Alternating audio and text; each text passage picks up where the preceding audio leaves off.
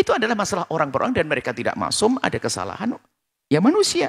Tapi yang kita ambil ilmunya kan dari mereka yang ulama, dari yang soleh dan sebagainya. Hanya kami ingatkan. Jangan biasa bergabung dengan siapapun yang menanamkan kebencian. Yang rusak hati Anda. Sehingga Anda terlatih menjadi pembenci. Lihat, yang Anda jadikan musuh siapa nanti. Assalamualaikum warahmatullahi wabarakatuh. Pada kesempatan yang sangat berbahagia ini kita akan menyimak sebuah penjelasan yang sangat menarik dari Buya Yahya. Langsung saya kita simak videonya. Afan Buya izin bertanya, bagaimana cara menyikapi orang tua yang masuk ke dalam suatu organisasi keagamaan tapi malah menjadi pembenci habaib dan ulama yang mendukung habaib? Bilangnya habaib itu nggak benar, palsu, kerjanya cuma dawir nyari uang, terus sesat. Terus malah mengatakan bahwa ziarah kubur itu nyembah kuburan. Kalau maulid bilangnya nyembah nabi. Ternyata di sosial medianya juga banyak konten-konten fitnah dan ujaran kebencian terhadap habaib. Kami seluruh anggota keluarga sudah berusaha untuk mengingatkan dan memberi paham. Tapi menolak dan malah marah-marah juga menyalahkan kami. Dan sempat juga adik kami ingin dimasukkan ke suatu pondok yang dipimpin oleh habaib. Tapi dilarang, bilangnya pondokannya agak benar soalnya dipimpin Habib dan malah mau dimasukin ke pondok yang akidahnya agak benar. Bagaimana Buya solusi dan nasihatnya? Assalamualaikum warahmatullahi wabarakatuh. Jika ingin berguru, itu sangat jelas. Hati nuranimu yang sangat halus itu akan tahu. Bahasanya ini nggak benar ini. Orang mengajarkan kebencian, mengajarkan caci maki. Jangankan mencaci maki tokoh-tokoh. Mencaci maki orang biasa saja sudah nggak elok. Tidak indah. Makanya akhirnya menjadi sebuah budaya nanti. Sehingga yang bersama rombongan itu terus kehidupannya setiap hari mencaci maki. Dan terus berkembang caci maki dan olok-olokan. Anda harus cerdas dimanapun berada. Anda punya hati yang sangat mudah terpengaruh oleh yang kita dengar. Apalagi yang kita dengar atas nama seorang guru dan pembimbing. Kalau ternyata dia mengajarkan kebencian, permusuhan, kita akan diam-diam membenci tanpa kita rasa. Maka bergaulah dengan orang yang benar, yang menumbuhkan cinta, menanamkan kecintaan umat Nabi Muhammad. Nah ini yang harus kita waspadai. Sehingga sangat mudah Anda berguru dengan siapa. Kalau orang mengajarkan kebencian, menanamkan kebencian,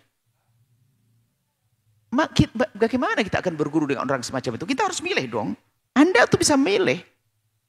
Kecuali kita sudah ditunggangi hawa nafsu, ada kepentingan yang lain, ada dendam yang lama dengan seseorang, dengan kelompok tertentu, maka kita menjadi ikut-ikutan. Ini urusan dengan Allah. Allah Maha Kasih. Maka kami ingatkan semuanya yang belajar dengan kami dan sebagainya. Sudahlah, kalau suatu ketika kami mengajarkan kebencian, tinggalkan. Karena Anda akan terpengaruh. Berarti saya sudah keluar dari jalur kebenaran. Kebencian tidak boleh kita ajarkan. Yang ada mengajarkan cinta, keindahan, kebersamaan. Bukan mencaci dan mengolok.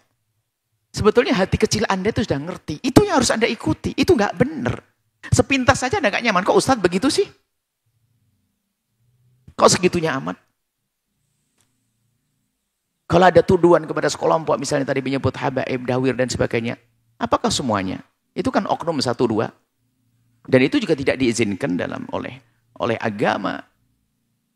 Yang kita ikuti adalah tentu yang benar, yang baik. Jadi jangan kalau ingin mencaci sebuah kelompok itu hanya karena 1-2 orang. Itu namanya kita sudah hawa nafsu. Gara-gara saya musuhan dengan polisi, gara-gara pencuri polisi satu langsung polisi pencuri semuanya. Saya tidak adil dong. Ya berarti saya sudah nggak punya hati yang baik. Hanya gara marah sama polisi misalnya. Tidak, polisi sahabat kita semua. Misalnya gara-gara saya tidak cocok dengan polisi, lalu saya bilang, kita cari pencuri polisi. Lalu, wah polisi pencuri semuanya. Saya pendusta dong. Saya khianat dong. Memang semuanya pencuri. Memang tadi katakan dawir, memang semuanya dawir. Nah ini bisa. Karena itu adalah masalah orang per orang dan mereka tidak maksum, ada kesalahan. Ya manusia. Tapi yang kita ambil ilmunya kan dari mereka yang ulama, dari yang soleh dan sebagainya. Hanya kami ingatkan. Jangan biasa bergabung dengan siapapun yang menanamkan kebencian. Yang rusak hati Anda. Sehingga Anda terlatih menjadi pembenci. Lihat, yang Anda jadikan musuh siapa nanti. Keluarga pun mudah kita bermusuhan. Rebutan waris di dalamnya. Kalau punya pondok, lihat rebutan pondok di dalamnya. Karena sudah kotor hatinya. Sudah bermusuhan di dalam hatinya. Sudah biasa dengan permusuhan. Wah, setiap hari ngunjung, ngomongin orang dan sebagainya. Seolah-olah sebuah kebenaran.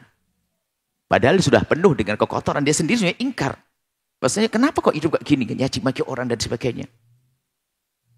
Coba beradil. Kiai adalah ulama. Kiai yang ulama hebat. Dia punya anak namanya Gus. Ada habaib. Ada anak namanya Y. Itu ada macam-macam. Nanti ada kiai punya anak namanya Gus misalnya. Ada Gus yang enggak benar. Apakah gara-gara kau satu Gus yang enggak benar semua Gus kita jelekin? Ya enggak juga dong. Enggak adil dong begitu.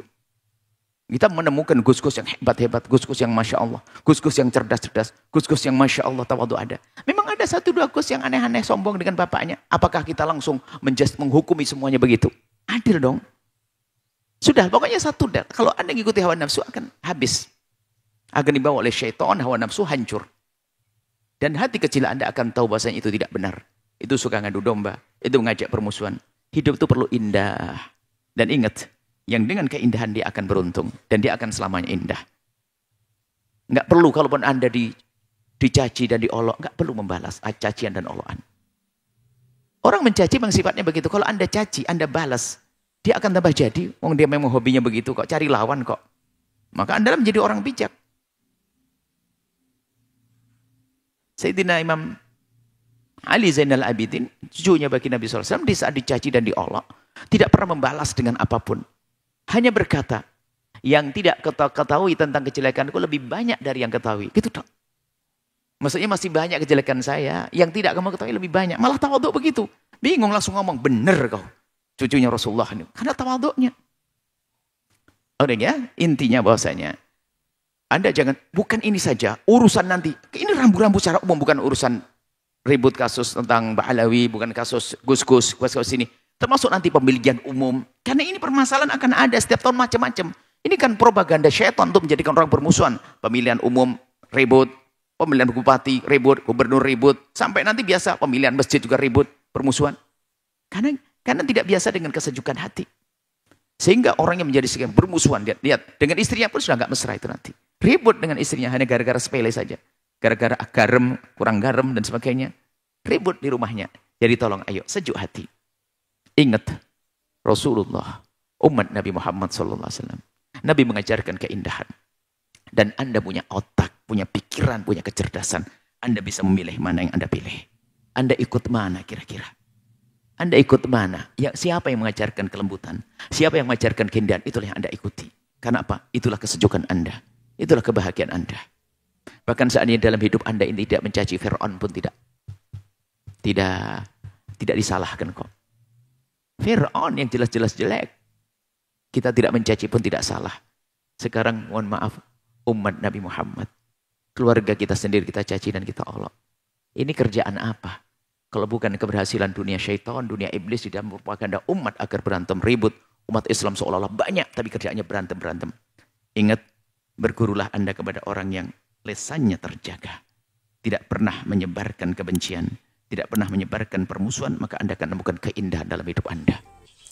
Nah, sahabatku yang dimuliakan oleh Allah Subhanahu wa Ta'ala, mungkin cukup sekian videonya. Semoga bermanfaat dan berkah. Assalamualaikum warahmatullahi wabarakatuh.